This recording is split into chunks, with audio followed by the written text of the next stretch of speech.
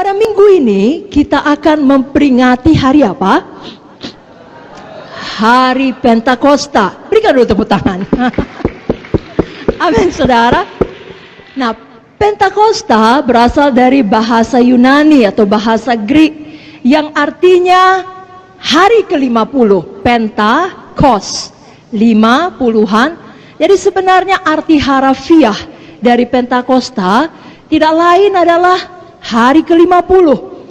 Karena dahulu bangsa Israel merayakan hari Pentakosta sebagai hari di mana hukum Tuhan diberikan, yakni 50 hari setelah hari Paskah, Passover. Tapi sekarang kita merayakan hari Pentakosta sebagai peringatan dicurahkannya Roh Kudus 50 hari setelah Tuhan Yesus bangkit. Saudaraku, Roh Kudus itu adalah janji Bapa bagi kita. Dan janji ini diucapkan Tuhan Yesus yang merupakan perkataan terakhirnya sebelum ia naik ke sorga. Kita tahu perkataan terakhir dari orang yang dekat dengan kita sebelum pergi meninggalkan kita selama-lamanya, itu merupakan perkataan yang penting. Bahkan bisa jadi yang sangat penting, paling penting. Demikian dengan Tuhan Yesus. Kita buka dari Kisah 1 ayatnya ke-4 sampai 5. Bukalah Alkitab kita dari Kisah Para Rasul 1 ayat yang ke-4 sampai 5. Dapat Bapak Ibu Saudara? Mari kita baca bersama-sama. 1, 2, 3 ya. Pada suatu hari ketika ia makan bersama-sama dengan mereka, ia melarang mereka meninggalkan Yerusalem dan menyuruh mereka tinggal di situ menantikan janji Bapa. Yang demikian katanya, telah kamu dengar daripadaku, sebab Yohanes membaptis dengan air, tapi tidak lama lagi kamu akan dibaptis dengan Roh Kudus. Apakah janji Bapa? Baptisan Roh Kudus. Dan ini diteguhkan lagi dalam Kisah 2 ayat 38 sampai 39 melalui perkataan Petrus. Kisah 2 ayat 38 sampai 39. Mari kita baca bersama-sama. 1, 2, 3 ya. Jawab Petrus kepada mereka, bertobatlah dan hendaklah kamu masing-masing memberi dirimu dibaptis dalam nama Yesus Kristus untuk pengampunan dosamu, maka kamu akan menerima karunia Roh Kudus. Sebab bagi kamulah janji itu, dan bagi anak-anakmu, dan bagi orang yang masih jauh, yaitu sebanyak yang akan dipanggil oleh Tuhan Allah kita. Jadi janji ini tersedia bagi semua kita yang percaya. Sampai dengan sekarang ini, bahkan sampai nanti kita pulang ke sorga. Sebabnya, biar semuanya kita, bukan hanya kita yang berkumpul di sini, PSEK PKS, tapi semua jiwa baru di dalam kelompok sel kita, semua jiwa baru dalam sektor kita, kita pastikan menerima janji Tuhan ini. Mari angkat tangan kita katakan, mulai hari ini, semua jiwa-jiwa baru dalam pelayanan saya pastikan menerima janji Tuhan ini, menerima baptisan Roh Kudus. Katakan amin. Amin. Pada hari Pentakosta tersebut dalam Kisah 2 ini, Roh Kudus dicurahkan Tuhan seperti yang dijanjikannya. Berapa banyak saudara tahu kalau Tuhan berjanji, Tuhan menggenapi? Amin. Dia bukan manusia sehingga dia berbohong, dia bukan anak manusia sehingga dia berdusta. Kalau dia berfirman, dia genapi. Kalau dia berjanji, dia tepati. Maka Roh Kudus dicurahkan, lalu kemudian Petrus menyampaikan firman, pada hari yang sama langsung terjadi kebangunan rohani. Ada pertobatan, ada pemulihan, ada kebangunan rohani, tidak tanggung-tanggung. 3.000 jiwa selamat. Itulah awal dari gereja mula-mula. Jadi kapan Roh Kudus turun, kebangunan rohani turun. Pada malam ini kita tidak sekedar memperingati hari Pentakosta, oh makanya firman Tuhannya harus firman Tuhan Roh Kudus, tidak. Kita datang dengan satu kerinduan, kehausan yang mendalam untuk kebangunan rohani terjadi dalam hati kita. Dan apa yang ada dalam hati kita menyebar kepada orang lain di sekeliling kita. Jangan kita katakan biar kebenaran rohani terjadi kepada dia, dia perlu kali dia. Tidak, kepada saya. Kepada siapa Bapak Ibu Saudara? Berapa banyak di sini haus dan rindu akan kebangunan rohani? Lebih kuat lagi, berapa banyak di sini haus dan rindu akan kebangunan rohani? Berikan kemuliaan bagi Tuhan Yesus. Mari kita baca dulu mengenai Pentakosta ini dalam Kisah 2 ayat 1 sampai 4 saja. Kita baca Kisah 2 ayat 1 sampai 4. 1, 2, 3, ya.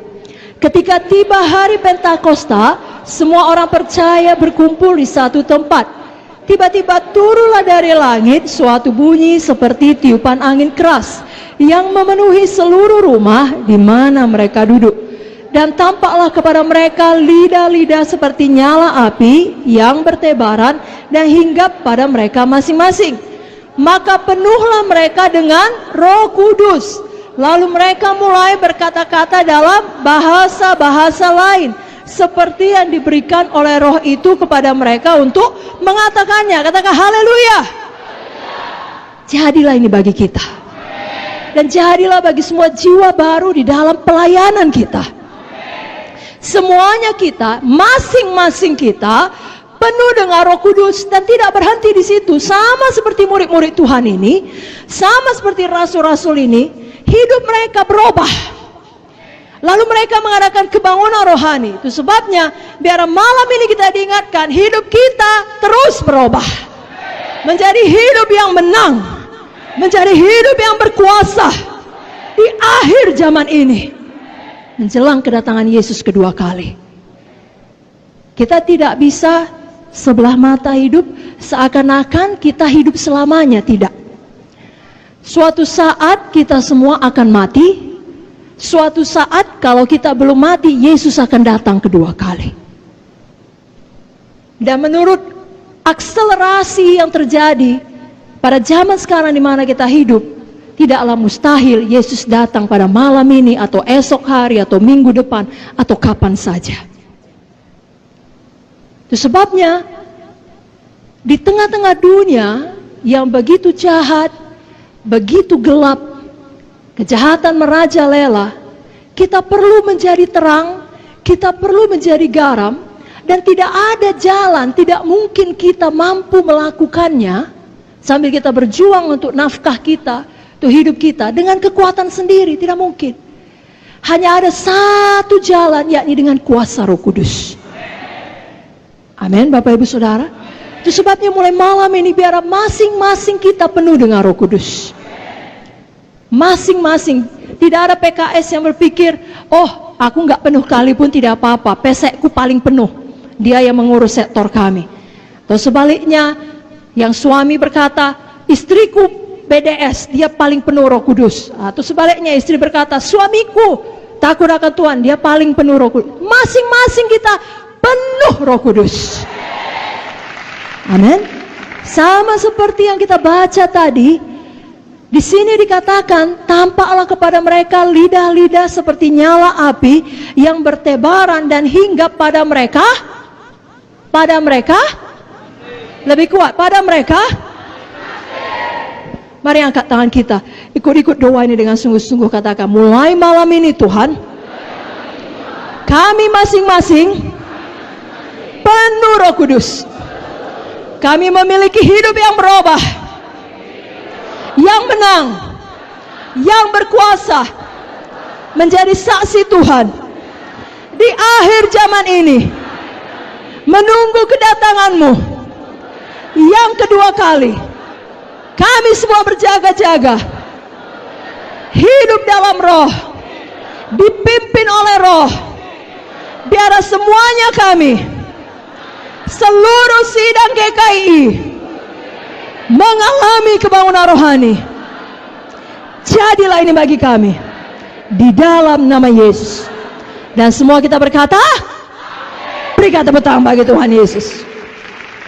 Nah, tadi judul firman Tuhan mengenal Roh Kudus dan dipenuhkan dalam Roh Kudus. Jadi mari kita ingat, siapakah Roh Kudus sebenarnya? Yang pertama, Roh Kudus adalah seseorang, bukan sesuatu. Roh Kudus adalah seorang pribadi. Apa Bapak Ibu Saudara? Nah, kalau kita melihat Roh Kudus sebagai kuasa, saya perlu penuh Roh Kudus supaya saya berkuasa, supaya saya bisa menjadi saksi Tuhan yang dinamis. Saya perlu penuh Roh Kudus supaya saya bisa menjadi saksi Tuhan yang mengabarkan Injil kemana-mana. Dia adalah kuasa. Maka kalau kita melihatnya sebagai kuasa, kita tidak merasa perlu membina hubungan pribadi dengannya, karena kuasa itu adalah sesuatu. Tapi kalau kita selalu mengingat Roh Kudus sebagai seseorang, sebagai pribadinya Tuhan, maka kita mengerti ada Tuhan hidup di dalam saya. Seharusnya satu pewahyuan ini saja cukup membuat saudara sukacita sepanjang malam ini. Ada Tuhan hidup di dalam saudara.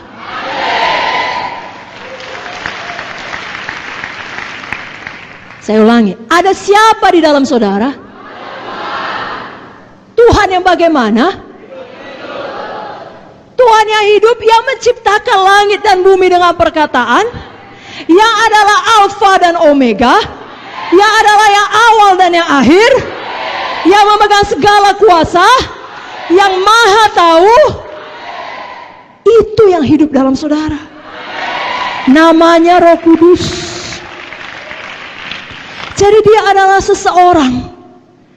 Dan kalau kita mengingatnya sebagai seorang pribadi, maka kita mengerti bahwasanya tiap-tiap hari kita perlu membina hubungan pribadi dengan dia. Semakin mengenal dia, lebih intim, lebih dalam. Saudaraku masih ingat Galatia 5:22? Apa itu saudaraku? Buah roh. Mari buka Alkitab saudara. Buah roh. Galatia 5 ayat 22. 1, 2, 3 ya. Tetapi buah roh ialah kasih, sukacita, damai sejahtera, kesabaran, kemurahan, kebaikan, kesetiaan, kelemah lembutan, penguasaan diri. Tidak ada hukum yang menentang hal-hal itu. Saudaraku, Roh Kudus sebagai seorang pribadi punya perasaan. Hanya seseorang dan bukan sesuatu yang bisa mengasihi. Hanya seseorang yang bisa merasakan sukacita. Jadi, Roh Kudus adalah pribadi yang punya perasaan, yang hidup di dalam kita. Marilah kita belajar tiap-tiap hari punya hubungan pribadi dengan Roh Kudus lebih dalam, lebih intim. Oleh sebab itu, jangan duka citakan hati Roh Kudus. Apa Bapak Ibu Saudara? Saya mau tanya, bisa Roh Kudus berduka cita? Bisa, karena dia seseorang. Dia bisa merasakan. Mari kita buka ayatnya dari buku Efesus 4 ayat 25 sampai 30. Efesus 4 ayat 25 sampai 30. Dapat Bapak Ibu Saudara? Mari kita baca dengan kuat-kuat. Bapak Ibu Saudara siap? 1, 2, 3 ya. Karena itu buanglah dusta dan berkatalah benar seorang kepada yang lain. Karena kita adalah sesama anggota. Apabila kamu menjadi marah, janganlah kamu berbuat dosa. Janganlah matahari terbenam sebelum padam amarahmu. Dan janganlah beri kesempatan kepada iblis. Orang yang mencuri, janganlah ia mencuri lagi. Tapi baiklah ia bekerja keras dan melakukan pekerjaan yang baik dengan tangannya sendiri, supaya ia dapat membagikan sesuatu kepada orang yang berkekurangan. Janganlah ada perkataan kotor keluar dari mulutmu, tapi pakailah perkataan yang baik untuk membangun di mana perlu, supaya mereka yang mendengarnya beroleh kasih karunia. Dan janganlah kamu mendukakan Roh Kudus Allah yang telah memeteraikan kamu menjelang hari penyelamatan. Amin. Jadi ada beberapa perkara yang dapat membuat Roh Kudus di dalam kita berduka cita. Tapi malam ini kita hanya melihat 2 perkara saja. Yang pertama, jangan berbohong, jangan berdusta. Katakan, saya tidak mau berbohong, saya tidak mau berdusta. Ini yang dituliskan dalam ayat 25 tadi. Karena itu buanglah dusta dan berkatalah benar seorang kepada yang lain, karena kita adalah sesama anggota. Anggota apa? Anggota tubuh Kristus. Jangan saling mendustai karena kita satu tubuh, satu keluarga Allah. Saudaraku, dalam Mazmur 119 ayat 163 dikatakan, aku benci dan merasa jijik terhadap dusta, tetapi Tauratmu ku cintai. Kalau kita mengasihi firman, maka kita jijik terhadap dusta. Benci kepada dusta adalah tidak benar, tidak seharusnya benar, walau disayangkan dalam beberapa occasion itu benar. Pernyataan yang mengatakan banyak orang Kristen biasa bohong. Seharusnya itu tidak boleh demikian terjadi. Kita adalah orang-orang yang jijik terhadap dusta, jijik, benci kepada kebohongan, tapi sebaliknya kita mengasihi firman Tuhan. Saudaraku, jangan berbohong supaya kita lepas dari hukuman. Anggap apa? Nanti minta ampun, darah Yesus tersedia. Tidak. Tiap kali kita berbohong, kita menduka citakan Roh Kudus dalam hati kita. Nah, kita mengeraskan hati kita terhadap Dia. Itu membuat kita lebih tidak sensitif dalam mendengar suaranya. Karena sebagai anak Tuhan, pada waktu saudara mau berbohong supaya lepas dari hukuman, pasti Roh Kudus bicara. Siapa yang jujur? Roh Kudus bicara kepada dia kalau mau buat dosa. Puji Tuhan, semua jujur. Misalnya dosa bohong yang kita bicarakan sekarang, Roh Kudus bilang, terima konsekuensinya. Memang kau salah, memang kau lupa, memang kau lalai. Kau akan menerima disiplin, kau akan dimarahi, kau akan dipermalukan, kau akan menerima hukuman. Tidak apa-apa. Yang penting jangan kau berbohong. Tapi kita keraskan hati. Kita teruskan berbohong supaya kita lepas dari hukuman. Malam ini kita bertobat. Katakan amin dengan kuat. Adalah lebih penting kita tidak membuat Roh Kudus berduka cita, karena Dialah asal semuanya. Saudara perlu berkat, saudara perlu kesembuhan, saudara perlu kehidupan, saudara perlu nafas, Roh Kudus asalnya. Jadi paling penting jangan buat dia berduka cita. Jangan pula berbohong supaya dilihat orang hebat. Aku hafal seluruh kitab Roma. Aku berdoa 5 jam sehari. Aku menginjil 8 jam sehari. Mau gimana itu? Atau apa sajalah. Saudara cuma bawa 3 jiwa. Tapi waktu ditanya, katakanlah, misalnya di pertemuan pemimpin sektor, berapa bulan ini jiwa yang Bapak selamatkan atau Ibu selamatkan? Dia pun tahu, tidak lebih dari 3. Saya tidak tahu pastinya, tapi mungkin kira-kira 20. Udahnya dibilang Roh Kudus jangan. Berapa jiwa baptisan? Ya kira-kira 12. Satunya cuman. Lalu kita bilang sama Tuhan, ampuni ya Tuhan, saya nggak bohong, adanya Tuhan, tapi saya lebih-lebihkan. Karena saya beriman Tuhan, itu bukan beriman, itu berdusta.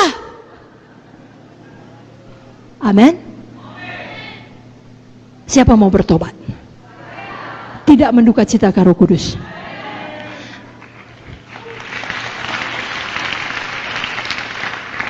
Jadi jangan berbohong supaya lepas dari hukuman. Jangan pula berbohong supaya kita dipikir lebih hebat dari yang sebenarnya. Tapi ada satu bohong yang lebih parah dari kedua ini. Walau semua dosa sama saja di hadapan Tuhan, tidak bisa satu dosa pun masuk ke sorga. Tetapi di dunia ini, kalau bohong yang berikut ini dilakukan, itu hati sangat-sangat jahat. Bohong yang bagaimana?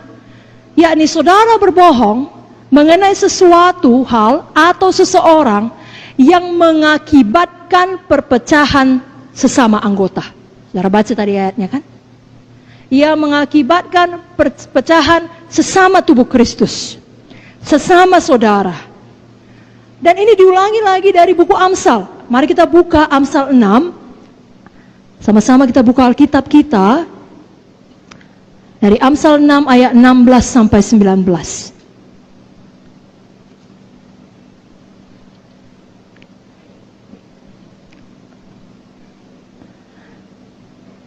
Selagi kita membuka buku Amsal, saya mau mendorong Bapak Ibu Saudara, bacalah Amsal 1 pasal saja per hari. Ada begitu banyak hikmat untuk bisnis saudara, untuk pelayanan saudara, untuk keluarga saudara. Ini buku yang sangat luar biasa. Baik, Amsal 6 ayat 16 sampai 19, kita baca dengan kuat-kuat. 1, 2, 3, ya. 6 perkara ini yang dibenci Tuhan, bahkan 7 perkara yang menjadi kekejian bagi hatinya: mata sombong, lidah dusta, tangan yang menumpahkan darah orang tak bersalah, hati yang membuat rencana-rencana yang jahat, kaki yang segera lari menuju kejahatan, seorang saksi dusta yang menyembur-nyemburkan kebohongan, dan yang menimbulkan pertengkaran saudara. Apa yang dibenci Tuhan, apa yang menjadi kekejian bagi hatinya? Kalau saudara perhatikan mengenai dusta, diulang sampai 3 kali. Yang pertama dikatakan lidah dusta. Yang kedua ayat 19 ada 2 kali, saksi dusta yang menyembur-nyemburkan kebohongan, saksi dusta yang menimbulkan pertengkaran saudara. Jadi kalau ada kita di sini menyampaikan ucapan yang tidak sepenuhnya benar, itu bohong. Lalu kemudian ucapan yang tidak benar itu dan tidak baik itu mengakibatkan hubungan di antara kita menjadi rusak, Tuhan benci. Apa saudaraku? Sebabnya bebas hari ini dari yang namanya gosip, bebas dari namanya fitnah, pengumpat, dan kawan-kawannya. Amin. Dan ini termasuk ucapan saudara di sosial media. Kalau kita baca di Efesus 4 tadi, ucapan kita harusnya membangun, supaya orang yang mendengarnya beroleh kasih karunia. Kalau semua anak Tuhan melakukan ini, hoax tidak bisa berkembang. Kenapa? Semua benci dan jijik kepada dusta, tapi mengasihi Taurat Tuhan. Semua tidak mau menyampaikan, ya tepuk tangan bagi Tuhan Yesus, haleluya. Semua tidak mau menyampaikan ucapan-ucapan yang tidak membawa berkat. Di sini dikatakan menimbulkan pertengkaran saudara, maksudnya bukan saudara dalam keluarga badani. Misalnya saudara menyampaikan hal yang tidak baik kepada saya mengenai ucapan Kak Vicky, lalu hubungan saya dan Kak Vicky menjadi tidak baik. Tapi kalau menyampaikan yang tidak baik kepada saya mengenai Kak Heni, wah kan gak munte, itu gak apa-apa. Hubungan saya dengan dia tidak baik pun kan tidak sesama saudara. Salah. Sesama saudara ini sesama saudara tubuh Kristus. Siapapun, suku apapun, marga apapun, usia apapun, jangan ada pertikaian, perselisihan di dalam KKS, di dalam sektor, oleh karena ucapan kebohongan. Dan sekali lagi Roh Kudus pasti sudah bicara di dalam. Tidak perlu kau kirimkan itu. Tidak perlu kau forward itu. Tidak perlu kau teruskan itu. Itu tidak menjadi berkat, walau itu benar. Alkitab juga berkata, pikirkan perkara yang benar, mulia, adil, suci, manis, sedap didengar, patut dipuji, disebut kebajikan. Jadi tidak cukup benar saja. Kalau orang yang mendengarnya tidak beroleh kasih karunia, saudara hentikan. Apalagi kalau itu betul-betul kebohongan murni. Tuhan benci dan jijik. Amsal 14 ayat 5 berkata, saksi yang setia tidak berbohong, tapi siapa menyembur-nyemburkan kebohongan adalah saksi dusta. Siapa di sini saksi dusta? Tidak ada. Siapa di sini saksi yang setia? Amin. Amsal 17 ayat 7. Orang bebal tidak layak mengucapkan kata-kata yang bagus, apalagi orang mulia mengucapkan kata-kata dusta. Saudara, orang mulia, saudara orang mulia, Jangan ambil bagian dalam semua gosip, dalam semua kebohongan, dalam semua dusta. Jangan duka citakan Roh Kudus yang ada di dalam saudara. Setan mau saudara ikut kehendak daging saudara. Setan mau saudara terus berbohong. Karena bukan hanya Roh Kudus berduka cita, saudara akan menerima akibat yang sangat tidak baik. Saya bacakan Amsal 19 ayat 5. Mari kita baca bersama-sama ayat ini. Amsal 19 ayat 5. 1, 2, 3. Ya. Saksi dusta tidak akan luput dari hukuman. Orang yang menyembur-nyemburkan kebohongan tidak akan terhindar. Jadi tidak bisa luput. Orang dunia ini berpikir tidak apa-apa berdusta sepanjang tidak ketahuan. Tapi Alkitab mengajarkan walaupun tidak ketahuan oleh orang yang bersangkutan, oleh bos, oleh pemimpin, oleh keluarga, oleh siapalah yang bersangkutan, tapi Tuhan tahu dan tidak bisa luput dari hukuman. Dan diulangi lagi di ayat 9. Mari baca bersama Amsal 19 ayat 9. 1, 2, 3. Ya. Saksi dusta tidak akan luput dari hukuman. Orang yang menyembur-nyemburkan kebohongan akan binasa. Kita tidak mau ini akhir hidup kita. Kita mau berkemenangan. Amin saudaraku. Itu sebabnya pada malam ini kalau Roh Kudus bicara, jangan keraskan hati. Jangan duka citakan Roh Kudus. Yang artinya saudara keraskan hati, saudara pilih, tidak, aku mau bohong. Apapun dibilang aku bohong. Aku kekurangan. Mesti kuambil sebagian dari persembahan KKS ini. Aku akan bohong dalam laporanku, misalnya. Atau apa sajalah. Roh Kudus bilang jangan. Ada jalannya diberkati.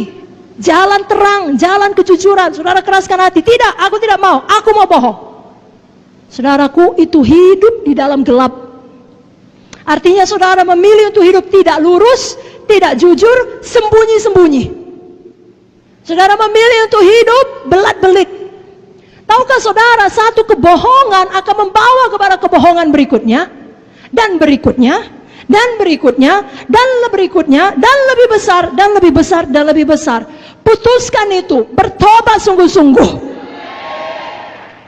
Datang kepada terang. Jangan lagi lakukan pelayanan, lakukan bisnis, lakukan apa saja, lakukan hubungan dalam sembunyi-sembunyi. Jangan. Tahukah saudara, setan adalah bapa kegelapan, dia ada di dalam gelap. Datanglah kepada terang. Hiduplah jujur, hiduplah lurus. Maka saudara tidak akan bisa diganggu setan sesuka hatinya. Tidak bisa. Karena saudara tidak beri tempat. Tapi kalau kita memilih hidup dalam kegelapan dan memilih tetap berbohong, maka setan adalah bapa kita. Betul? Siapa bapa pendusta? Siapa? Betul dia pencuri, pembunuh, pembinasa. Tapi nggak dibilang dia bapa pencuri, dia bilang bapa pendusta. Saya bacakan ayatnya, Yohanes 8:44. Iblislah yang menjadi bapamu, dan kamu ingin melakukan keinginan-keinginan bapamu. Ia adalah pembunuh manusia sejak semula, dan tidak hidup dalam kebenaran, sebab di dalam dia tidak ada kebenaran. Apabila ia berkata dusta, ia berkata atas kehendaknya sendiri, sebab ia adalah pendusta dan bapa segala dusta. Malam ini di dalam nama Yesus, putuskan hubungan saudara dengan semua bapa pendusta, dengan segala jalan dusta. Saudara perlu sesuatu dalam pelayanan, bicara dengan jujur, bicara baik-baik. Jangan buat skim-skim, jangan tidak jujur. Sudah mengerti? Tidak ada yang namanya berbohong untuk kebaikan. Iblislah bapamu katanya. Kita tidak mau. Kita mau hidup di dalam terang. Kita orang mulia. Mulut kita bukan mulut orang bebar. Mulut kita bukan mulut orang fasik. Mulut kita adalah mulut orang benar, orang mulia. Dan Amsal berkata, mulut orang benar mengeluarkan hikmat seperti sarang madu. Bibir orang benar mengembalakan banyak orang. Lidah orang benar seperti perak pilihan. Itulah saudara, saudara, saudara, dan saudara. Dan itu asalnya dari Roh Kudus yang ada dalam saudara. Amin. Jadi yang pertama, jangan bohong. Jangan duka citakan Roh Kudus dengan berbohong. Yang kedua, jangan terus marah. Jangan dendam. Jangan simpan sakit hati. Dengan kata lain, jangan beri tempat bagi iblis. Dalam ayat 26 tadi, Efesus 4 dikatakan, apabila kamu menjadi marah, janganlah kamu berbuat dosa. Janganlah matahari terbenam sebelum padam amarahmu. Janganlah beri kesempatan kepada iblis. Jadi jangan biasakan terus marah dan berdosa. Jangan biasakan jadi orang yang selalu negatif. Sudah pun baik semua, Tuhan sudah lindungi, KKS saudara menang, tidak ada bom, tidak ada hujan. Ya, tapi kemudian tidak ada jiwa baru. Itu memang tidak baik ya. Itu memang hal yang kurang baik. Lalu saudara marah-marah. Atau katakanlah ada jiwa baru, semua hadir kecuali satu orang. Lalu saudara marah. Semua yang hadir saudara marahi, bukan dia yang salah. Sudah mengerti? Jangan jadi orang demikian. Jangan jadi pemimpin yang demikian. Justru semua buruk pun saudara bisa melihat kebaikan Tuhan.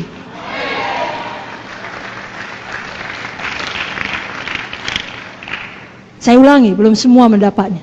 Justru semua tidak baik pun saudara bisa melihat kebaikan Tuhan. Karena saudara tahu saya masih hidup. Saya belum dipanggil Tuhan, tandanya ada yang baik menanti saya di depan. Ada yang baik yang harus saya kerjakan. Walau semua ini kacau, saya belum pulang ke sorga, berarti ada kebaikan Tuhan. Begitu. Tapi kalau selalu melihat ini salah, itu kurang, ini tidak baik, pemarah. Kan kita tidak mau jadi orang munafik, saudaraku. Maksud saya adalah, saudara menyampaikan banyak firman di KKS saudara, tapi di dalam keluarga saudara, saudara adalah seorang teror. Saya nggak bilang teroris ya, teror.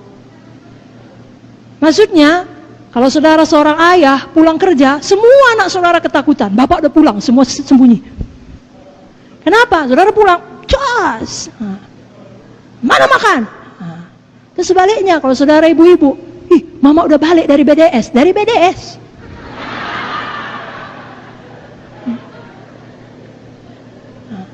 Tapi semua takut. Kenapa? Pemarah. Biasa kemprung, pecah semua marah. Itu menduka citakan Roh Kudus. Lalu hati ini keras, Roh Kudus mau bicara nggak bisa, buta, nggak bisa dengar. Kenapa? Karena dikeraskan. Roh Kudus sudah bilang sabar, marah. Jangan begitu. Banyak bersyukur lihat kebaikan Tuhan. Nah, saya tidak menghakimi karena semua kita datang dari banyak latar belakang. Jangan ke pemarah, pembunuh pun ada, pemerkosa pun ada, betul saudara. Dan puji Tuhan untuk darah Yesus yang sanggup mengampuni semua dosa-dosa kita. Seburuk apapun, sehitam apapun, menjadi putih seperti salju. Terima kasih Tuhan Yesus.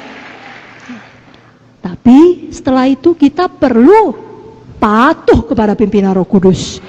Hidup oleh Roh. Ya, tidak meneruskan hidup di dalam daging. Nah baik, itu marah karena apapun, udah baik pun tetap marah. Tapi ini lebih tinggi daripada itu, saudara, kita semua perlu bertumbuh secara rohani.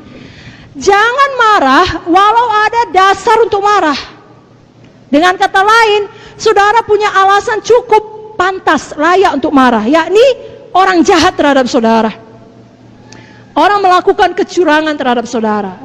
Dan lain-lain lah, orang membicarakan saudara, menggosipkan saudara, bla bla bla. Begitupun tetap jangan marah. Bukan saya yang bilang, Alkitab yang bilang. Mari buka Alkitab saudara. Mari bangkit berdiri dari Mazmur 37 ayat 1 sampai 8. Ini ayat yang sangat luar biasa. Semua kita perlu sungguh-sungguh membacanya. Mazmur 37 ayat 1 sampai 8.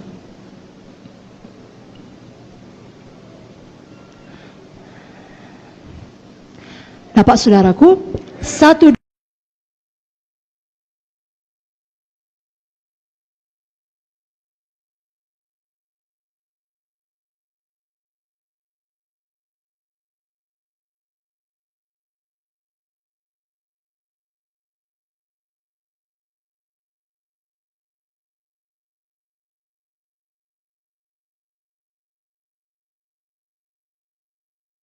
2, 3. Hidupmu kepada Tuhan dan percayalah kepadanya, dan Ia akan bertindak.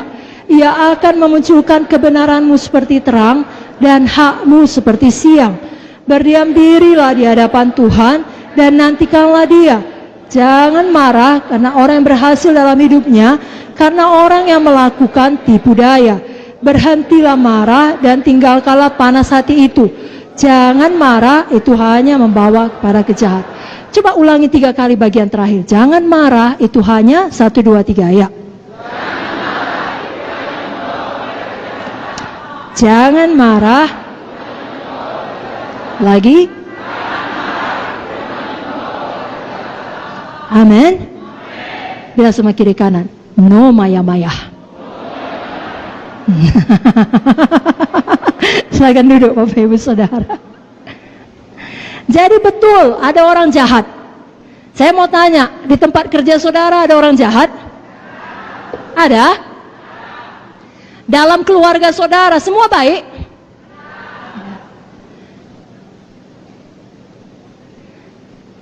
Di mana saudara beraktivitas, apakah di situ ada orang yang berbuat curang?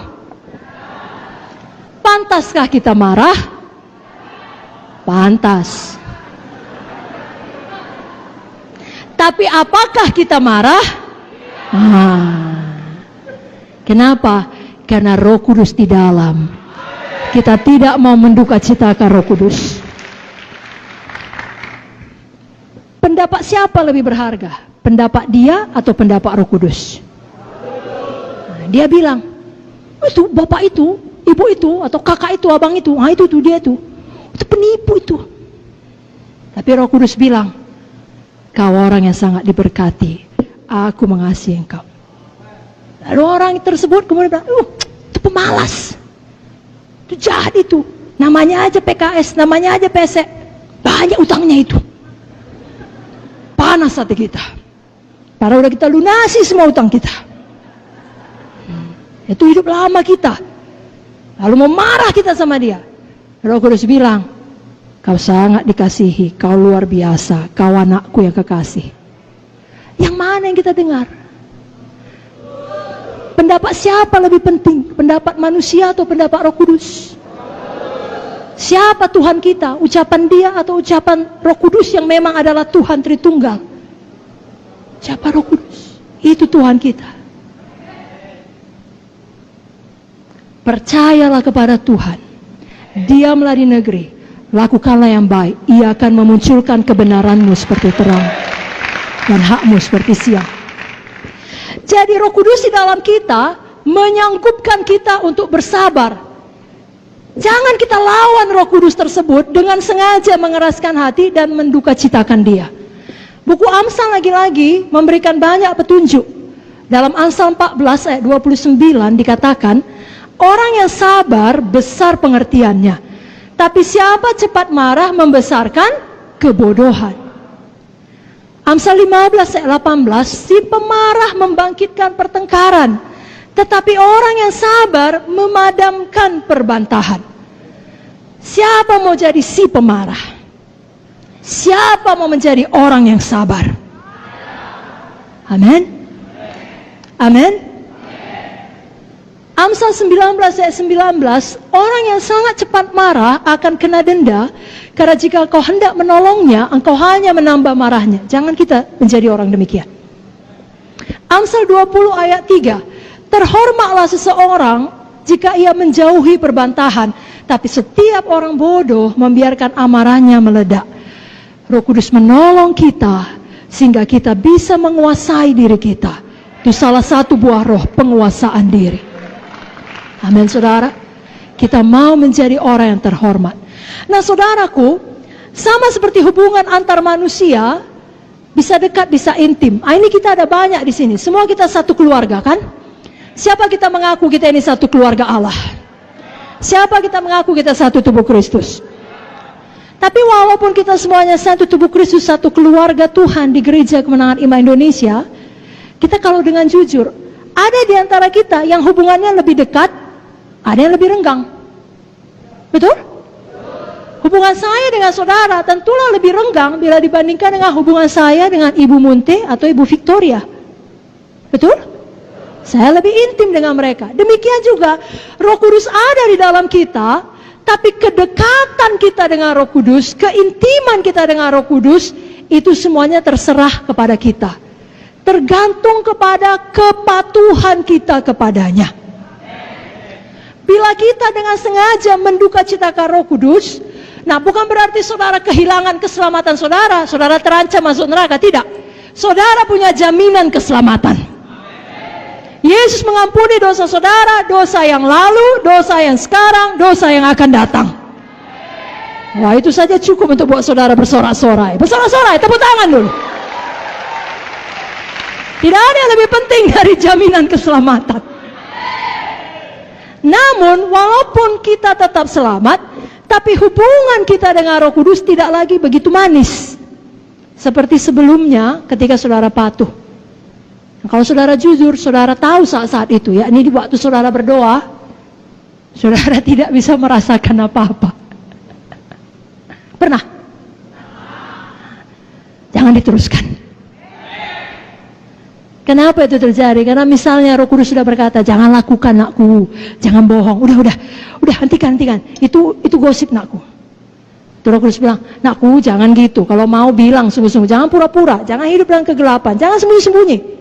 Lurus saja, tetap juga belak-belik. Roh Kudus bilang, sabar nakku, jangan meledak. Tapi kita keraskan hati. Lalu itu membuat Roh Kudus berduka cita.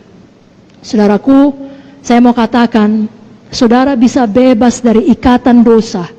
Bukan hanya bohong, bukan hanya marah, apa saja.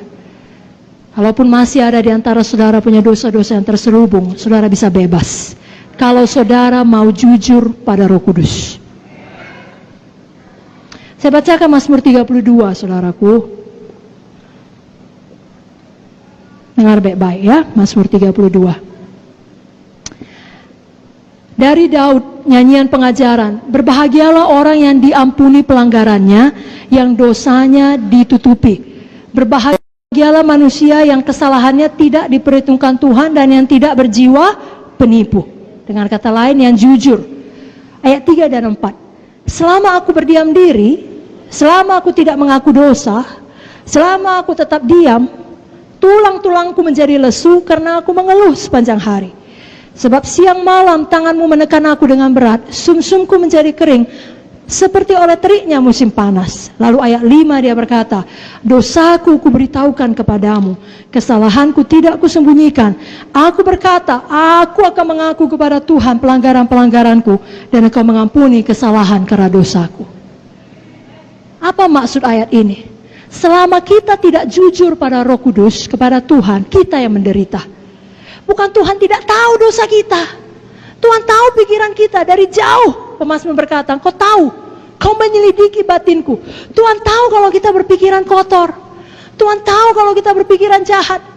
Tapi kalau kita pura-pura saja, kita melayani saja, atau apalah, kita diam-diamkan, kita yang menderita. Badan kita pun ikut menanggungnya. Lalu Daud berkata, dosaku kuberitahukan, dan Tuhan mengampuni, Tuhan memulihkan. Jadi malam ini saudaraku, saya ajak kita untuk jujur pada Roh Kudus. Maka kita cintakan uang, maka kita tidak sungguh-sungguh melayani KKS kita, kasih kita telah menjadi dingin. Kita nggak peduli, datang nggak datang, situ kau, aku pun punya hidup, aku pun perlu cari makan. Sudah dihubungi, aku sakit, doakanlah aku. Iya, aku doakan, tapi nggak kita doakan. Tapi kita nggak jujur di hadapan Tuhan. Malam ini, jujurlah.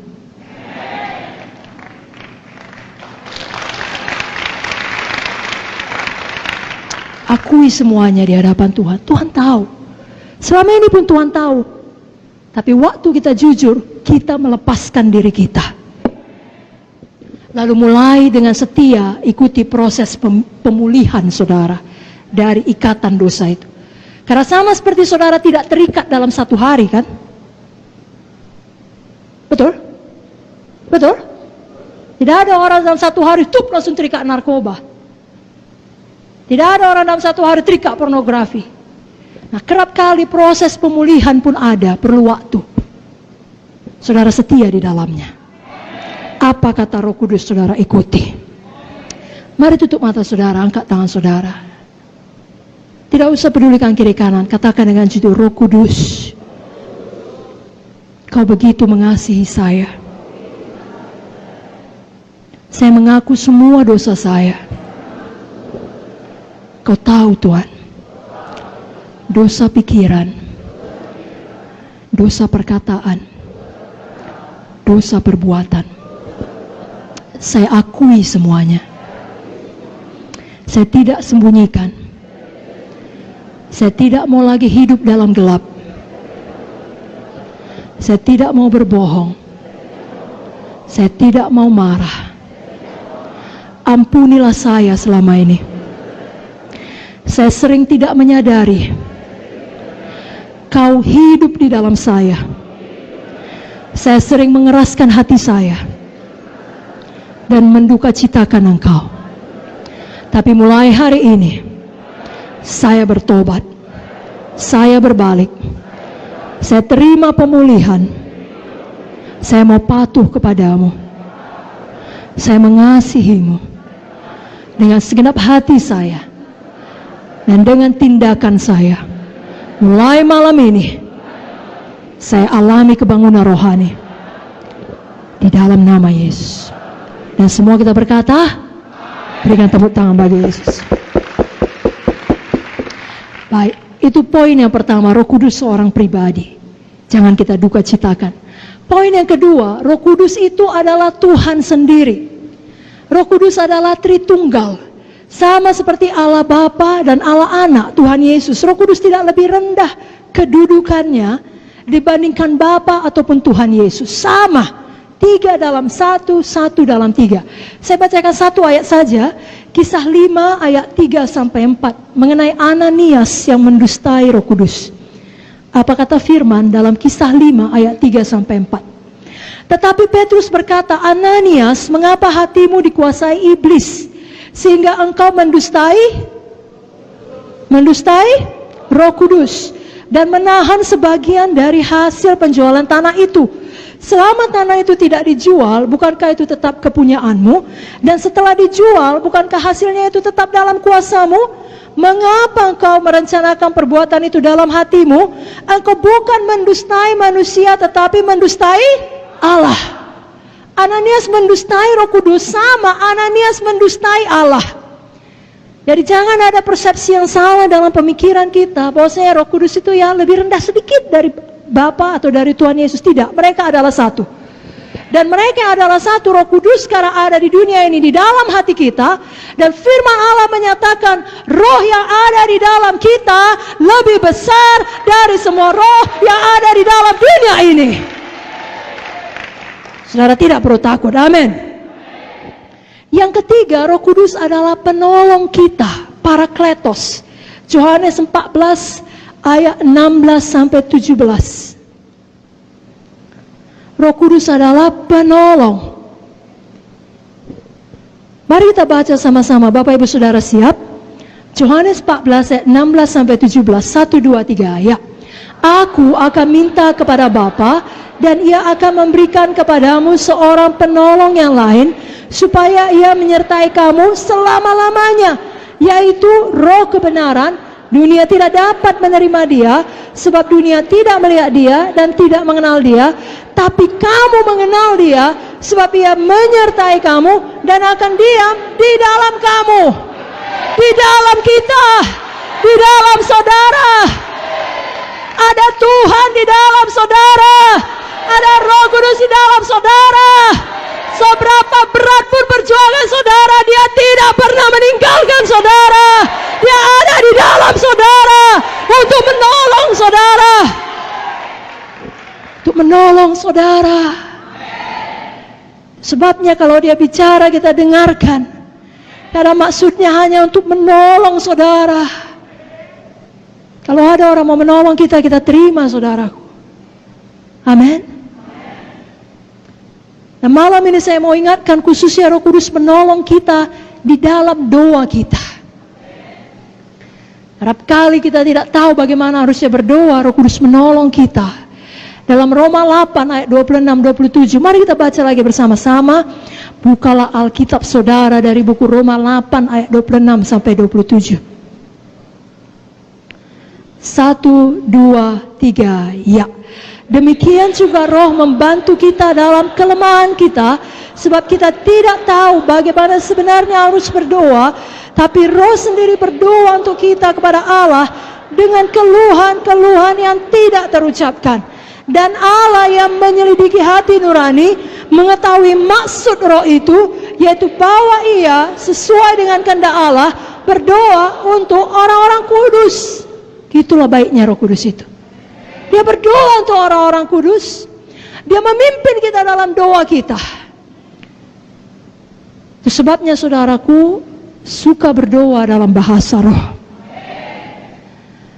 Saudara mungkin sudah pernah mendengar kesaksian yang mirip dengan ini. Bagaimana seorang hamba Tuhan pergi dalam mission trip ke luar negeri 3 bulan lamanya. Dalam satu ketika pada masa itu, tengah malam dia dibangunkan oleh Tuhan, tidak tenang hatinya. Dia tidak tahu apa yang salah. Tidak ada kabar, tidak ada sesuatu yang bahaya, tapi tidak bisa tenang hatinya, tidak bisa dia tidur. Lalu apa yang dia lakukan? Dia mohon Roh Kudus menolong dia berdoa. Maka dia mulai berdoa di dalam bahasa roh. Dia berdoa terus sampai kira-kira 1 jam. Ada damai Tuhan, dia tahu sudah beres, sudah selesai. Lalu dia pergi tidur. Nah ketika tidur dia mendapat mimpi. Di kota di mana dia tinggal ada keluarganya, adiknya masuk ambulans, dibawa ke rumah sakit. Dinyatakan dokter sudah meninggal dunia. Dalam mimpinya itu dia ada di situ. Dia masuk ke dalam ruangan di mana adiknya terbujur kaku, terbaring. Lalu dia berkata, bangun, bangkit. Adiknya itu bangun, bangkit dan hidup kembali. Lalu dia bangun, dia ingat mimpi itu, dia bersyukur kepada Tuhan. Dia bahkan tidak menelepon ataupun menanyakan kabar. Begitulah Roh Kudus, begitu kuatnya dalam hati kita orang-orang percaya. Habis masa 3 bulan, dari mission trip tersebut, dia pulang ke negaranya, ke kotanya. Adiknya menyambut dia di airport dengan sangat excited dan berkata, tahukah kau bang, waktu kau pergi kemarin, aku kena serangan penyakit, aku hampir mati. Tapi mujizat Tuhan, aku hidup kembali. Lalu abangnya berkata, apakah itu tanggal sekian, kira-kira jam sekian, tengah malam? Kok tahu? Roh Kudus mengatakannya. Saudaraku, Roh Kudus yang sama masih bekerja. Jadi Roh Kudus sangat baik. Ada orang berpikir Roh Kudus itu kejam. Kenapa dikatakan kejam? Karena Roh Kudus selalu membuat kita merasa bersalah akan dosa kita. Itu tidak benar karena tidak ada ayatnya. Roh Kudus membuat engkau merasa bersalah tiap kali kau berdosa. Justru sebaliknya. Mari buka Yohanes 16 ayat 9 sampai 11. Yohanes 16, saya bacakan ayat 8 sampai 11. Dan kalau ia datang, maksudnya Roh Kudus, ia akan menginsafkan dunia akan dosa, kebenaran dan penghakiman. Akan dosa karena mereka tetap tidak percaya kepadaku. Akan kebenaran karena mereka pergi kepada Bapa, karena aku pergi kepada Bapa dan kamu tidak melihat aku lagi. Akan penghakiman karena penguasa dunia ini telah dihukum. Maksudnya apa? Dengarkan baik-baik. Yang pertama, akan dosa karena mereka tidak percaya kepada aku. Maksudnya Roh Kudus bukan membuat kita merasa bersalah akan dosa kita, justru sebaliknya. Roh Kudus bekerja di dalam hidup manusia untuk menyadarkan mereka bahwasanya mereka adalah orang berdosa dan tidak dapat menyelamatkan dirinya sendiri. Oleh karena itu mereka butuh juru selamat namanya Yesus. Karena dalam 1 Korintus 12 ayat 3 dikatakan, aku mau meyakinkan kamu tidak ada seorang pun yang berkata-kata oleh Roh Allah dapat berkata terkutuklah Yesus. Sebaliknya, tidak ada seorang pun yang dapat mengakui Yesus adalah Tuhan selain oleh Roh Kudus. Kayak kita berdoa kepada jiwa-jiwa yang belum selamat, Roh Kudus jamah hatinya. Karena adalah pekerjaan Roh Kudus yang membuat seseorang insaf, menyadari dia orang berdosa. dia tidak dapat menyelamatkan dirinya, dia butuh juru selamat. Baru dia cari juru selamat dan dia terima Yesus sebagai juru selamatnya. Jadi kalau saudara merasa bersalah akan dosa saudara, itu bukan Roh Kudus, itu setan penuduh, pendakwah. Justru saudara bersyukur Yesus Kristus telah mengampuni dosa saudara. Yesus Kristus adalah Tuhan dan juru selamat saudara. Akan kebenaran, karena aku pergi kepada Bapa dan kamu tidak melihat aku lagi. Maksudnya kebenaran bahwa kita telah dibenarkan oleh Tuhan Yesus. Jadi kita dalam posisi, kalau dalam bahasa Inggrisnya, right standing with God. Kita dapat datang ke hadirat Tuhan kapan saja. Bukan karena kita sempurna, tapi karena darah Yesus membenarkan kita. Kita tidak perlu baik dulu, baru layak datang berdoa kepada Tuhan. Tidak perlu, karena ada darah Yesus yang membenarkan kita. Itulah penolong Roh Kudus. 2 Korintus 5:21 mengatakan, 2 Korintus 5:21 mengatakan, dia yang tidak mengenal dosa telah dibuatnya menjadi dosa oleh karena kita, supaya dalam dia kita dibenarkan oleh Allah. Di Roh Kudus ingatkan kita tersebut. Kau telah dibenarkan. Maju terus melayani. Betul kau tadi berdosa, minta ampun, bertobat. Sekarang maju terus, kau telah dibenarkan. Akan kebenaran. Jadi bukan Roh Kudus yang menuduh kita. Justru Roh Kudus mengingatkan kita, dosa kita telah dibenarkan oleh karya Yesus. Akan penghakiman, karena penguasa dunia ini telah dihukum. Saya pikir saudara semua mengerti ini. Penguasa dunia ini, setan ini telah dihukum. Dulu saudara di bawah kuasanya, tapi sekarang tidak lagi. Dia ada di bawah kaki saudara. Setan tidak punya otoritas atas saudara. Jadi itu Roh Kudus penolong. Dia ingatkan saudara, setan tidak berkuasa atas saudara. Itu sebabnya Roh Kudus dikatakan dalam Yohanes tadi, roh kebenaran. Dia ajari, dia ingatkan kita akan kebenaran itu. Yohanes 16 ayat 13 saya bacakan. Apabila ia datang, yaitu roh kebenaran, ia akan memimpin kamu dalam seluruh kebenaran. Sebab ia tidak berkata-kata dari dirinya sendiri, tapi segala sesuatu yang didengarnya itulah yang dikatakannya, dan ia akan memberitakan kepadamu hal-hal yang akan datang. Oh, luar biasa. Bayangkan saudara punya guru yang maha tahu, yang tahu semuanya, mau berdiam di dalam saudara dan berkomitmen untuk tidak pernah meninggalkan saudara. Apapun yang terjadi, dia mau mengajari saudara. Itulah kepenuhan Roh Kudus. Itulah yang perlu kita alami semakin dalam semakin hari. Diajari kita. Dan dia adalah roh penghibur. Roh apa saudaraku? Roh apa saudaraku? Adakah kita malam ini yang butuh penghiburan? Saya pikir pasti ada, mengingat besarnya amin tadi ya. Betul saudaraku. Dan bukan hanya malam ini, saya pikir tiap hari kita butuh penghiburan. Nah, malam ini saya mau katakan penghiburan yang sejati hanya ada di dalam Roh Kudus. Sebabnya kalau hati saudara berat, datang pada Roh Kudus. Bicara pada Roh Kudus, dia ada di dalam saudara. Saya bacakan ayatnya, Yohanes 16 ayat 7, Yohanes 15 ayat 26, Yohanes 14 ayat 26. Saya mulai dari Yohanes 16 ayat 7. Namun benar yang kukatakan ini kepadamu adalah lebih berguna bagi kamu jika aku pergi. Sebab jikalau aku tidak pergi, penghibur itu tidak akan datang kepadamu. Tapi jikalau aku pergi, aku akan mengutus dia kepadamu. Yohanes 15:26. Jikalau penghibur yang akan kutus dari Bapa datang, yaitu roh kebenaran yang keluar dari Bapa, ia akan bersaksi tentang aku. Yohanes 14:26. Tetapi penghibur, semua berkata tetapi penghibur, yaitu Roh Kudus yang akan diutus oleh Bapa dalam namaku, dialah yang akan mengajarkan segala sesuatu kepadamu dan akan mengingatkan, semua berkata mengingatkan saya. akan semua yang telah kukatakan kepadamu. Dia ingatkan firman yang pernah saudara baca. Dia ingatkan firman yang pernah diajarkan kepada saudara. Dia ingatkan firman yang saudara dengarkan seperti malam ini dan hari-hari sebelumnya sebelum hari ini. Dia ingatkan firman Tuhan. Bagaimana mungkin saudara tidak terhibur? Karena dia mengingatkan kita akan Tuhan Yesus dan akan firman Tuhan. Betapa kasih Tuhan bagi kita baru tiap hari. Betapa kasih Tuhan bagi kita kekal untuk selama-lamanya.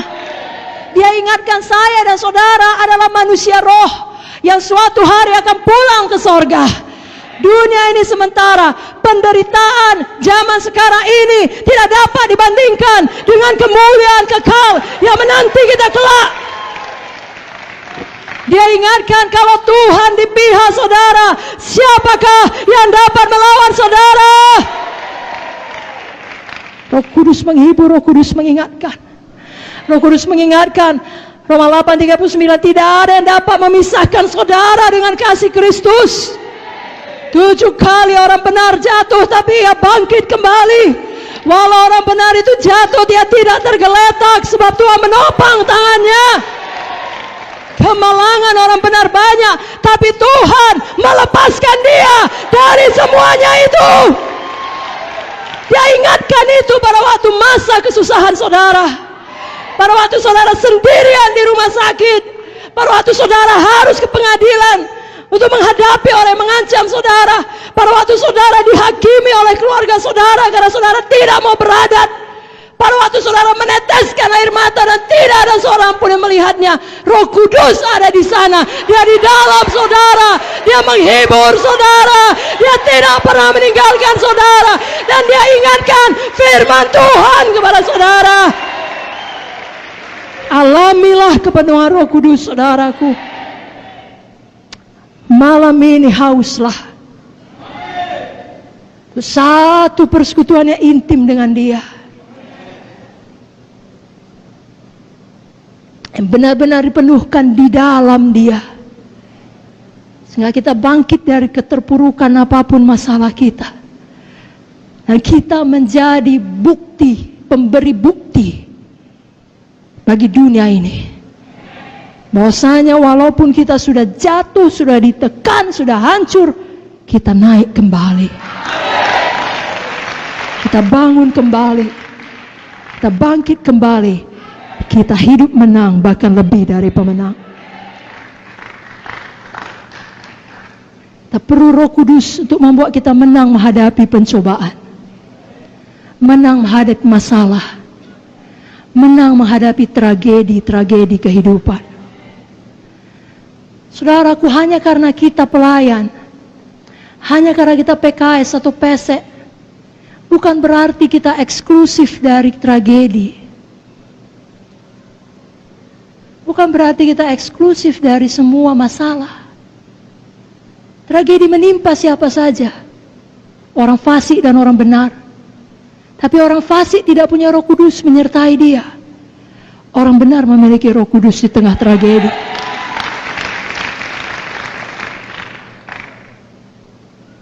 Jadi walaupun kita tidak mungkin terlepas dari penderitaan dunia ini, tapi kasih Roh Kudus di dalam kita, kuasa Roh Kudus di dalam kita, hikmat Roh Kudus di dalam kita, itu yang memampukan kita menanggung semua penderitaan itu. Sehingga dalam menjalaninya kita tidak menyerah. Kita tahu akan tiba tanggal kadaluarsanya. Lalu kita dimampukan untuk setia. Bahkan lebih daripada itu, kita tidak kehilangan damai kita. Kita tidak kehilangan pujian dari mulut kita. Kita tidak kehilangan sukacita kita. Dan paling penting, kita tidak kehilangan iman kita.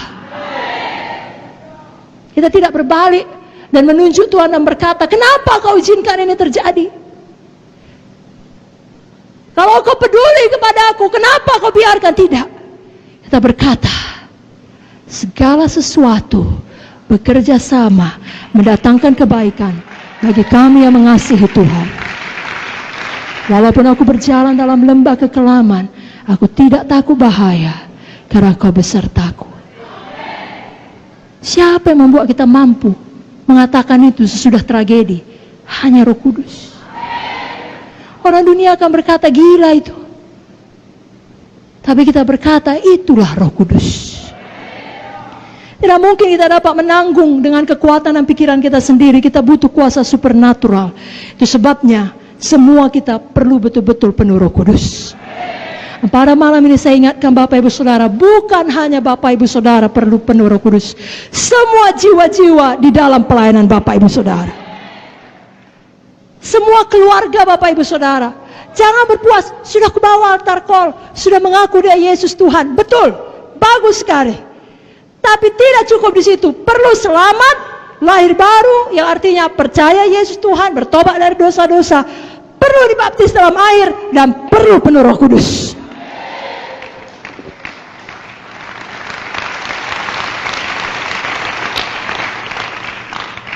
Saudaraku, bagus selamat, bagus baptisan air, sangat-sangat baik. Tapi kalau kita mau hidup yang berkuasa dan menang tadi, perlu baptisan Roh Kudus. Adalah Yesus sendiri yang membaptis kita dengan Roh Kudus. Keempat Injil menuliskannya. Saya bacakan Matius 3 ayat 11, Markus 1 ayat 8, Lukas 3 16 dan Yohanes 1 33. Matius 3 11, aku membaptis kamu dengan air sebagai tanda pertobatan. Tapi ia yang datang kemudian daripadaku lebih berkuasa daripadaku, dan aku tidak layak melepaskan kasutnya. Ia akan membaptiskan kamu dengan Roh Kudus dan dengan api. Markus 1:8, aku membaptis kamu dengan air, tapi ia akan membaptis kamu dengan Roh Kudus. Siapa membaptis? Yesus membaptis dengan Roh Kudus. Lukas 3:16, Yohanes menjawab dan berkata kepada semua orang itu, aku membaptis kamu dengan air, tapi ia lebih berkuasa daripada aku akan datang dan membuka tali kasutnya pun aku tidak layak. Ia akan membaptis kamu dengan Roh Kudus dan dengan api. Yohanes 1:33, aku pun tidak mengenalnya, tapi dia yang mengutus aku untuk membaptis dengan air telah berfirman kepada aku, jikalau kau melihat Roh itu turun ke atas seseorang dan tinggal di atasnya, dialah itu yang akan membaptis dengan Roh Kudus. Jadi kalau sampai diulangi dalam keempat Injil, Tuhan mau semua anak-anaknya sampailah kepada kepenuhan itu. Selamat, baptisan air, baptisan Roh Kudus. Jadi mari kita PKS-PSE berjuang sampai jiwa itu demikian. Lalu dia tinggal di rumah Tuhan. Saudaraku, Tuhan Yesus yang adalah teladan kita, kita semua tahu juga penuh Roh Kudus. Dibaptis air dan penuh Roh Kudus. Matius 3:16. Sesudah dibaptis, Yesus keluar dari air. Pada waktu itu juga langit terbuka. Ia melihat Roh Allah seperti burung merpati turun ke atasnya. Kalau Yesus sendiri perlu penuh Roh Kudus ketika dia masih hidup di dunia ini, apalagi kita. Apalagi saudara, apalagi jiwa-jiwa yang kita layani. Sekali lagi, perlu selamat, lahir baru, perlu penuh Roh Kudus. Mari buka Alkitab saudara dari Kisah 2 ayat 38.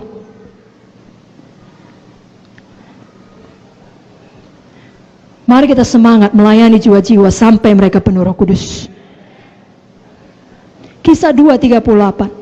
Jawab Petrus kepada mereka, bertobatlah dan hendaklah kamu masing-masing memberi dirimu dibaptis dalam nama Yesus Kristus untuk pengampunan dosamu, maka kamu akan menerima karunia Roh Kudus. Tiga-tiga ada di situ. Bertobat itu selamat, lahir baru.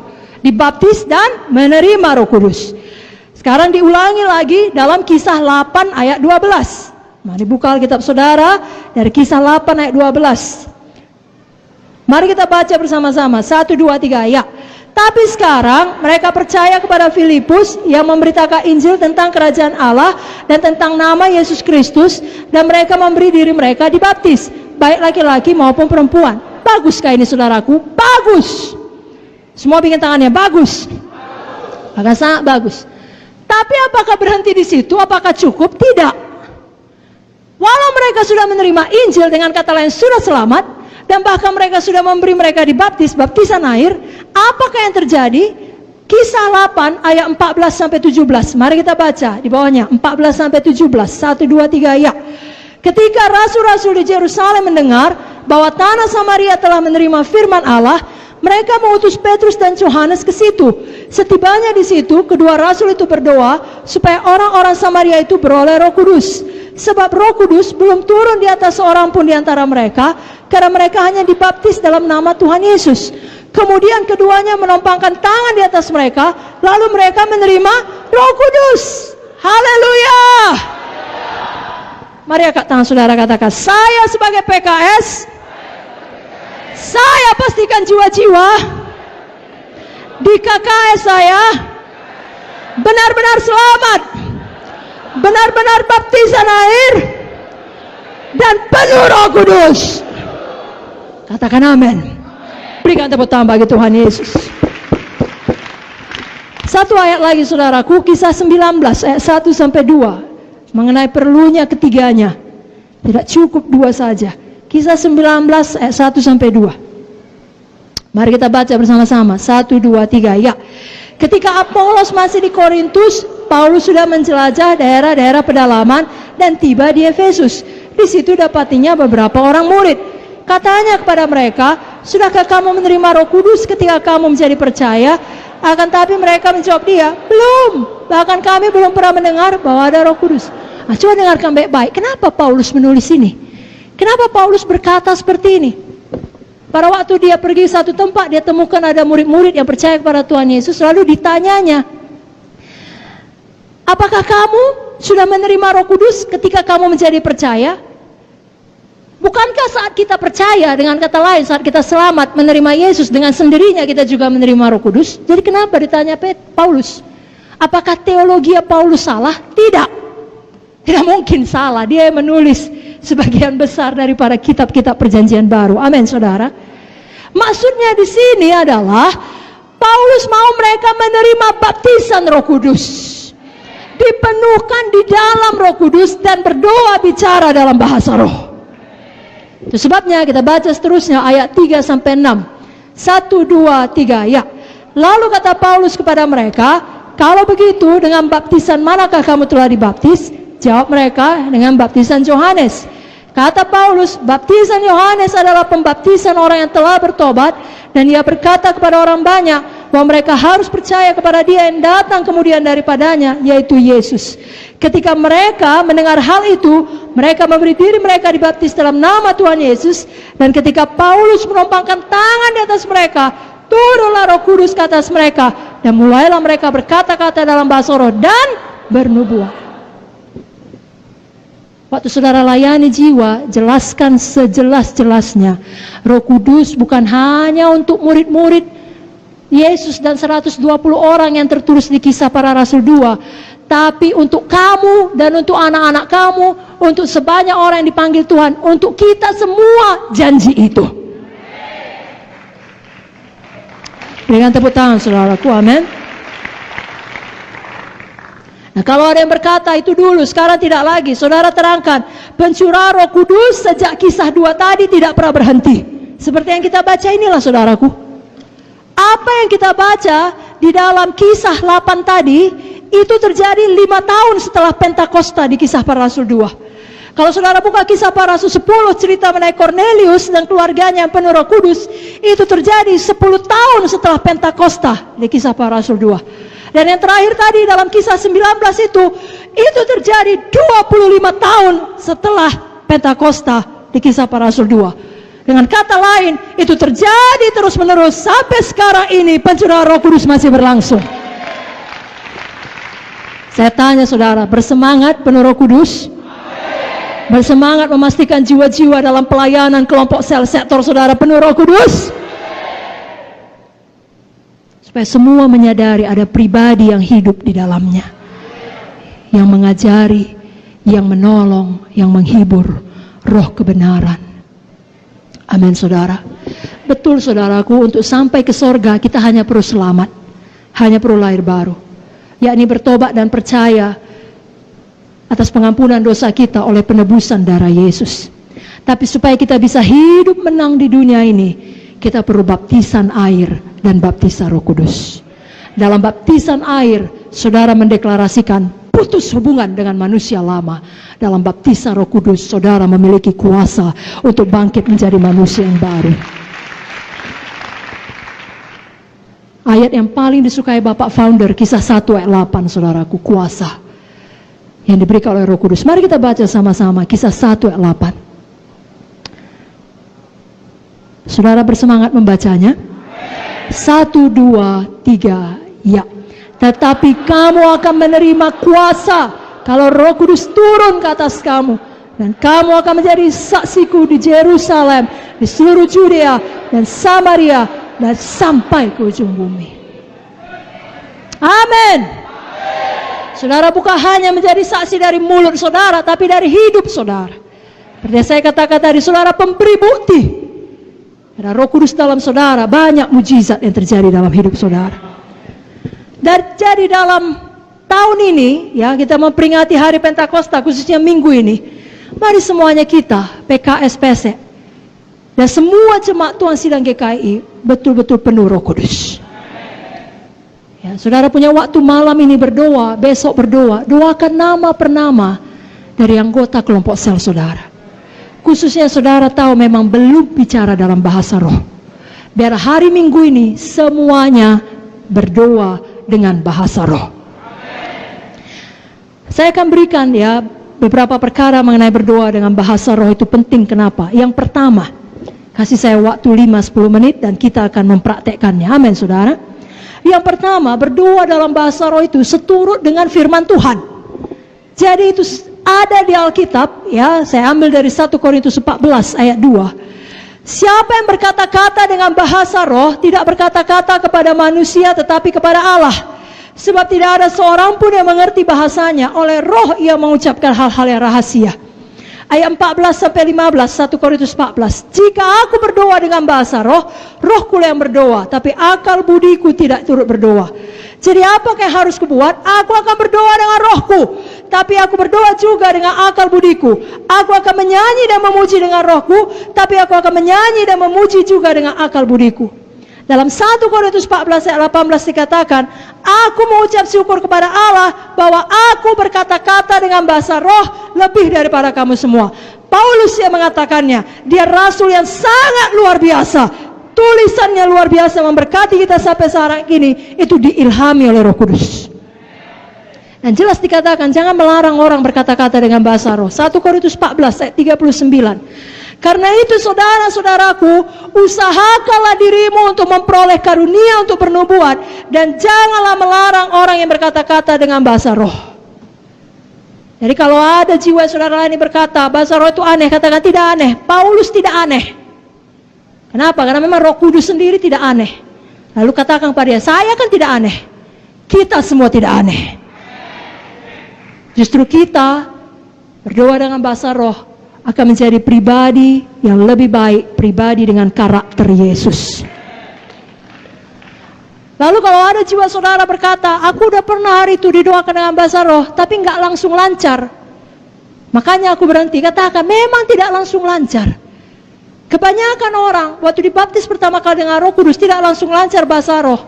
Sama seperti anak kecil manapun yang belajar satu bahasa, tidak langsung lancar. Nggak ada anak bayi begitu keluar dari perut mamanya, haleluya mama, nggak ada saudaraku. Bahkan setelah 1 tahun pun mungkin yang cuma dia bisa bilang mama, mama, papa, nggak ada. Selamat pagi, saya perlu makanan, nggak ada. Tapi kalau 5 tahun dia sudah semakin bisa berbahasa dengan baik.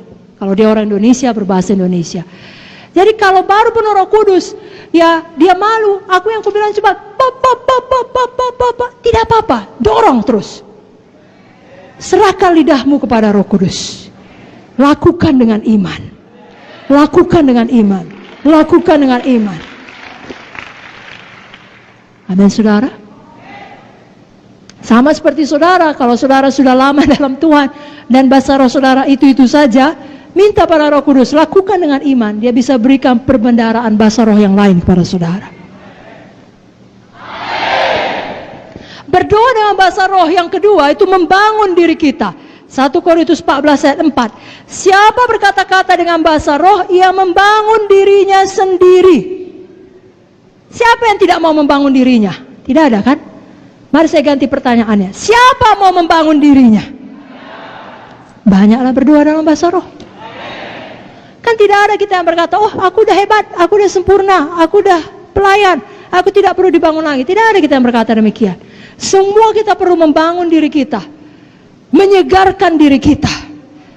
Yesaya 28 ayat 11-12 berkata, sungguh oleh orang-orang yang berlogat ganjil dan oleh orang-orang yang berbahasa asing akan bicara kepada bangsa ini. Dia yang telah berfirman kepada mereka, inilah tempat perhentian. Berilah perhentian kepada orang yang lelah, inilah tempat peristirahatan, tapi mereka tidak mau mendengarkan. Kerap kali kita capek, badani, jiwani, kita butuh tempat istirahat, tempat perhentian untuk membangun diri kita kembali, menyegarkan kita. Cara yang terbaik berdoa dengan bahasa roh. Apalagi khususnya di dunia sekarang ini penuh dengan segala macam berita yang tidak baik. Maka dapat menjadi berita yang menakutkan, mengerikan, dan mengancam. Dunia penuh dengan persoalan, kesedihan. Tempat peristirahatan sejati adalah dalam persekutuan kita dengan Tuhan, bicara rahasia dengan doa bahasa roh. Contoh lainnya saudaraku, saya bacakan Yudas 1 ayat 20. Akan tetapi kamu saudara-saudaraku yang kekasih, bangunlah dirimu sendiri di atas dasar imanmu yang paling suci, dan berdoalah dalam Roh Kudus. Dengarkan baik-baik, berdoa dalam bahasa roh, membangun diri kita di atas dasar iman. Saudaraku, tadi kita sudah belajar Roh Kudus, roh penolong, roh kebenaran. Dia ajarkan, dia ingatkan akan firman Tuhan. Itu sebabnya tiap kali kita berdoa dalam bahasa roh, kita membangun diri kita di dalam iman. Ada kesaksian mengenai seorang pendeta, dia punya jemaat suami istri, jemaatnya setia. Suaminya orang baik, punya pekerjaan yang baik, tapi istrinya selalu sakit-sakitan, punya infeksi lambung. Minggu demi minggu, bulan dengan bulan, tahun demi tahun keluar masuk rumah sakit, tidak pernah berhenti. Dan bahkan ditakutkan itu akan berkembang menjadi kanker. Singkat cerita, suatu hari istrinya dipenuhkan oleh Roh Kudus dan mulai berbahasa roh. Dan tiap hari semakin penuh dengan Roh Kudus, semakin dalam kerinduannya untuk membaca firman. Maka dia pun mulai banyak membaca firman, berdoa lagi dalam bahasa roh, lebih banyak lagi membaca firman, khususnya ayat-ayat kesembuhan. Lalu janji Tuhan mengenai kesembuhan ilahi hidup dalam hatinya. Tidak lama, betul-betul sembuh, diperiksa, tidak ada lagi penyakitnya, tidak pernah kumat sekalipun.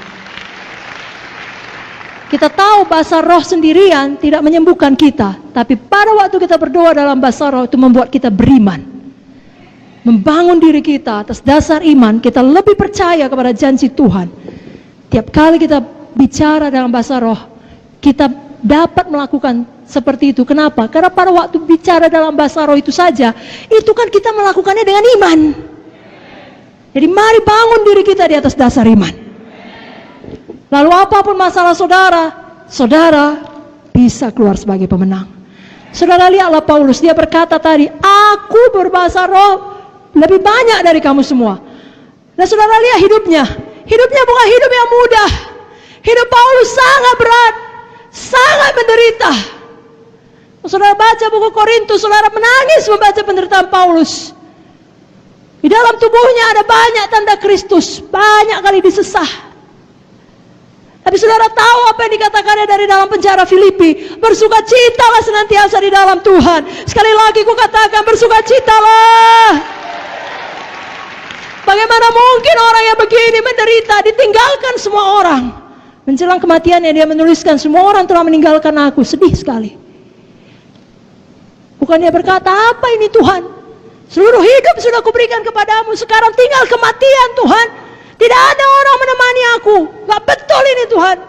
Bertahun-tahun melayani Engkau dengan setia, kok begini jadinya? Tidak, dia tidak berkata demikian. Dia berkata, aku telah mengakhiri pertandingan iman yang baik. Aku telah mencapai garis akhir. Mahkota yang menantiku. Kok bisa ya berpikir seperti itu? Kok bisa ya punya mental pemenang seperti itu? Karena Roh Kudus. Karena Roh Kudus. Mari kita penuh Roh Kudus. Itu pilihan kita saudaraku. Seberapa penuh kita, itu pilihan kita. Setan akan melakukan apa saja supaya kita tidak berjalan dalam kuasa Roh Kudus. Karena dia tahu kalau saudara bangkit dalam kuasa Roh Kudus, sama seperti dikatakan dalam firman Tuhan buku Kisah, ini sudah datang orang-orang yang membongkar balikkan dunia. Itulah dia. Setan tahu itu. Kalau betul kita hidup dalam kepenuhan Roh Kudus, kita membongkar balikkan dunia bagi Yesus.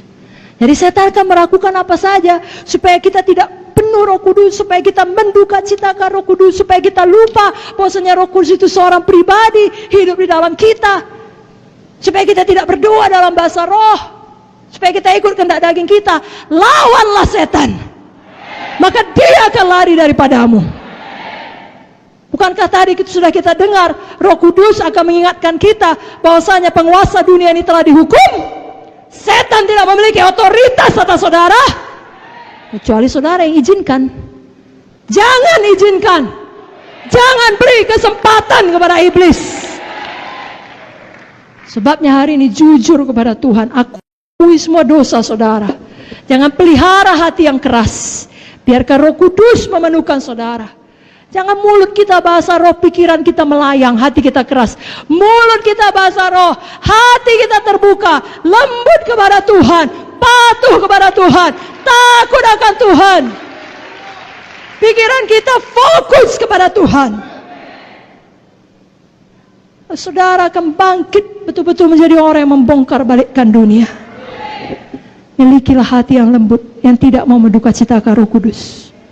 Sungguh-sungguh bertobat dari jalan yang salah dan terbuka sepenuhnya, sehingga malam ini ada pertobatan, malam ini ada pemulihan, dan mulai malam ini seterusnya ada satu kebangunan rohani yang tidak dapat dihentikan oleh apapun. Saudara diberkati.